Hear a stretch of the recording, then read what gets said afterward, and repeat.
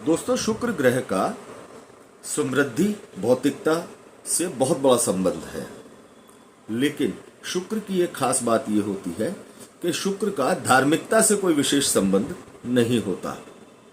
जिस व्यक्ति की शुक्र की स्थिति मजबूत होती है उसका धर्म से जरा कम ही लेना देना रहता है। क्यों?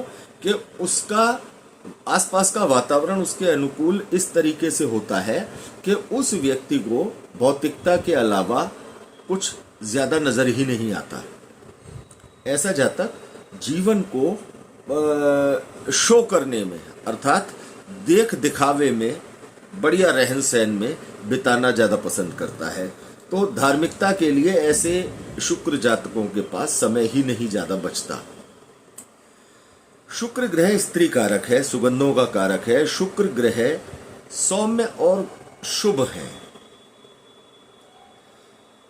शुक्र ग्रह जिस भाव में बैठते हैं उस भाव को प्रभावित करते हैं। जिस भाव पर दृष्टि डालते हैं अर्थात शुक्र की एक ही दृष्टि जिसे हम जानते हैं सप्तम दृष्टि होती है। यदि लग्न में बैठेंगे तो लग्न को प्रभावित करेंगे और सप्तम स्थान पर दृष्टि डालेंगे तो सप्तम को प्रभावित करेंगे। लेकिन दोस्तों, कुंडली के अन्य भावों को शुक्र किस प्रकार प्रभावित करते हैं, किस प्रकार से उन्हें मजबूत करते हैं, इसके विषय में ज्योतिष विद्वानों ने बहुत बड़ी रिसर्च की है। हमारे ऋषि मुनि जिन्होंने अपनी साधनाओं के बल पर बहुत बड़ी संख्या में सूत्रों का प्रतिपादन किया है, ज्योतिष के सूत्रों का प्रतिपादन किया है, उनका कहना यह है कि जन्म कुंडली के लग्न में यदि शुक्र होंगे, यहां यह बात ध्यान रखने की है कि हम लग्न में जो भी राशि है वो राशि शुक्र के यदि अनुकूल है, यानी लग्न का वातावरण यदि शुक्र के अनुकूल है तो शुक्र आपको क्या देने वाले हैं, आज हम इस विषय पर चर्चा करेंगे। जिस विषय पर अब हम चर्चा करने जा रहे हैं, इस सूत्र को बहुत बड़ी संख्या में कुंडलियों पर आजमाया जा चुका है।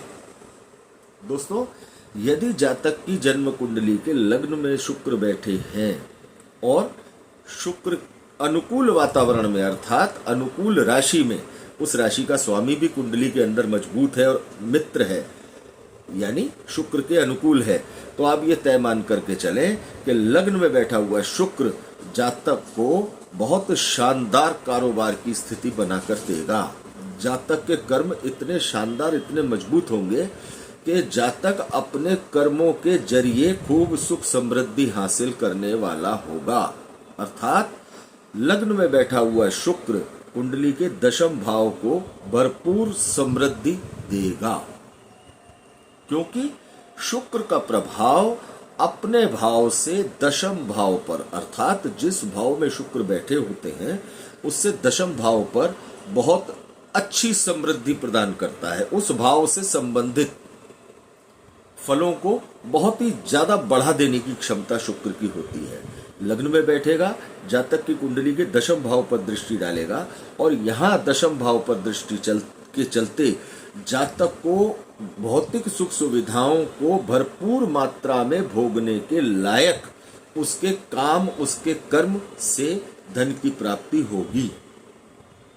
जन्म कुंडली के दूसरे भाव में यदि शुक्र होगा तो कुंडली के एकादश भाव पर शुक्र की दृष्टि होगी। जातक का अपने बड़े भाई बहनों के साथ बहुत अच्छा संबंध होगा। बड़े भाई बहनों के साथ उसकी भावनात्मकता बहुत मजबूत होगी। जातक को लाभ प्रचुर मात्रा में मिलेंगे। जातक को धन काफी अच्छी मात्रा में मिलेगा यदि कुंडली के दूसरे भाव में शुक्र बैठे हैं तो, और शुक्र अनुकूल वातावरण में है। जन्म कुंडली के तीसरे भाव में यदि शुक्र बैठे हैं तो जातक को विदेशों से, जातक को बाहर से होने वाली आय बहुत अच्छे रिजल्ट देगी। जातक के ट्रांजैक्शंस विदेशों के माध्यम से इतने मजबूत होने की तरफ जाएंगे कि जातक यदि चाहे तो उन लेन देन या उन संबंधों का सहारा लेकर के जातक बहुत बड़ी सुख सुविधाओं को प्राप्त कर सकता है। ऐसे जातक जिसकी जन्म कुंडली में शुक्र तीसरे भाव में हो और कुंडली के 12वें भाव पर शुक्र का प्रभाव हो, ऐसे जातक बहुत अच्छे बड़ी मात्रा में विदेशों से लेन देन करते देखे जाते हैं। जन्म कुंडली के चौथे भाव में यदि शुक्र बैठे हैं तो जातक निश्चित तौर पर बहुत शौकीन मिजाज, हंसने बोलने वाला, सुगंधों का प्रेमी, जबरदस्त स्त्रियों की नजदीकी की चाह रखने वाला होगा। वाणी आकर्षित करने वाली होगी। जन्म कुंडली के यदि पंचम भाव में शुक्र होंगे तो जातक को धन संचय करने में निश्चित तौर पर बहुत अच्छी सफलता मिलेगी। जातक के प्रेम संबंधों का जातक को पूरा फायदा मिलेगा। जातक के मित्रों का जातक को पूरा फायदा मिलेगा। जातक की कुंडली का दूसरा भाव जातक को भरपूर धन संचय करने में मदद करेगा यदि जन्म कुंडली के पंचम स्थान में शुक्र होंगे। जन्म कुंडली के छठे स्थान में यदि शुक्र है तो आप ये तय मान करके चलें कि जातक को उसके भाई बहनों का संपूर्ण सहयोग प्राप्त होना है।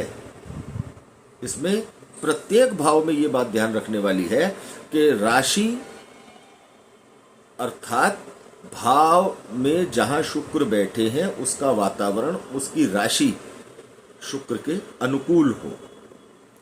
यदि कुंडली के छठे भाव में शुक्र अनुकूल राशि में बैठे हैं, मित्र राशि में मजबूत होकर के बैठे हैं, तो जातक के भाई बहन भी जातक की समृद्धि का सहारा लेकर के आगे बढ़ने के लायक बन सकते हैं।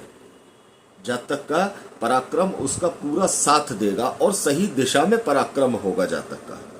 यदि जन्म कुंडली के सप्तम स्थान में शुक्र बैठे हुए हैं तो आप ये तय मान करके चलें कि यदि सप्तम स्थान में शुक्र अपनी मजबूत स्थिति में अनुकूल वातावरण में बैठे हैं तो जातक के पास कई वाहन होंगे, जातक के पास कई प्रॉपर्टीज होंगी, जातक की माता का व्यवहार जातक के साथ बहुत अनुकूल होगा, माता का व्यवहार जातक को कई प्रकार से लाभ दिलाने वाला होगा। यदि जन्म कुंडली के अष्टम भाव में शुक्र बैठे हुए हैं तो जन्म कुंडली के पंचम स्थान पर शुक्र जो प्रभाव देते हैं, जातक की बुद्धि, जातक की ख्याति, गुडविल, जातक के मित्र उच्च श्रेणी में बहुत अच्छे स्तर से जातक का साथ सहयोग करेंगे। जातक को बाहर से आने वाला धन अर्थात धन की प्राप्ति भी समय समय पर अच्छी मात्रा में होती रहेगी। जातक की शिक्षा बढ़ चढ़कर जातक के काम आएगी। जन्म कुंडली के नवम भाव में यदि शुक्र है तो जातक यदि कहीं किसी तरीके से किसी कानूनी पचड़े में फंसा हुआ है तो जातक किसी महिला मित्र के माध्यम से उस कानूनी पचड़े से भी निकलने में कामयाब हो जाएगा। जातक के शत्रु ज्यादा देर तक जातक के सामने नहीं टिकेंगे। जातक का छठा भाव अर्थात शुक्र यदि बहुत अच्छी स्थिति में नवम भाव में बैठे हैं तो जातक को महिलाओं का इस तरीके से सहयोग मिलेगा, इतना सहयोग जातक को मिलेगा कि जातक प्रत्येक शत्रु को या प्रत्येक संघर्ष की स्थिति को अपने संबंधों के जरिए जीत लेने की स्थिति बना लेगा। यदि जन्म कुंडली के दशम भाव में शुक्र बैठे हैं तो जातक का दाम्पत्य जीवन, जातक का कारोबार, जातक का दाम्पत्य संबंध बहुत अच्छे लेवल का होगा। जातक को इन संबंधों के माध्यम से किसी न किसी प्रकार से आर्थिक लाभ की भी संभावनाएं यहां बैठकर शुक्र करा सकते हैं। जन्म कुंडली के यदि एकादश भाव में शुक्र बैठे हैं तो कुंडली के अष्टम भाव पर शुक्र का जो प्रभाव होगा वो जातक को अचानक से पैतृक संपत्ति की प्राप्ति करा देना, जातक को अचानक से इस तरीके से किसी ऐसे सामान की, किसी ऐसे आभूषणों की या कोई ऐसी स्थायी मूल्यवान संपत्ति की प्राप्ति करवा देना।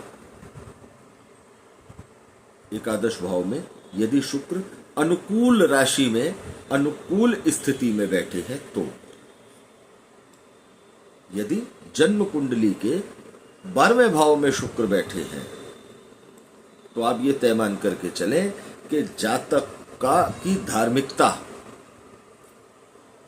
बड़ी चढ़ी होगी, लेकिन उसी धार्मिकता के अनुपात में भौतिकता भी उसके अंदर उसी अनुपात में होगी, क्योंकि 12वें भाव में जब शुक्र बैठते हैं तो जातक, ज्योतिष शास्त्र का कहना ये है कि 12वां भाव शुक्र के अनुकूल सबसे शानदार भाव है।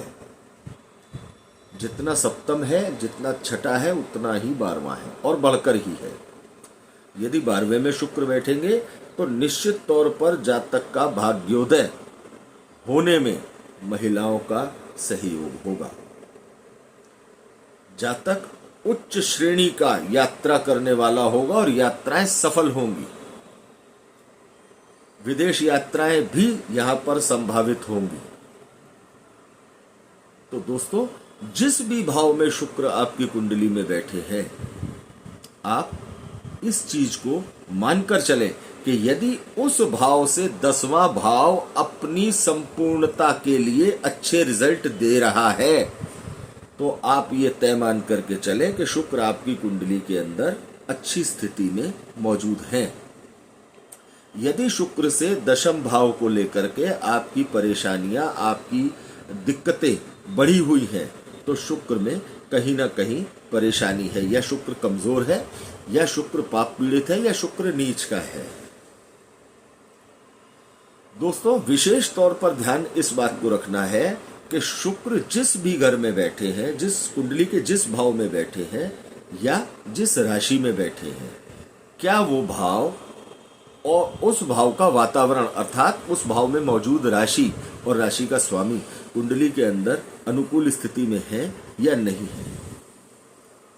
बहुत बड़ी संख्या में देखने को मिलता है और खास तौर पर यह देखने को मिलता है कि कुंडली के जिस भाव में शुक्र बैठे हुए हैं उस भाव से दशम जातक की चिंताएं खत्म हो जाती हैं यदि शुक्र अनुकूल स्थिति में हो।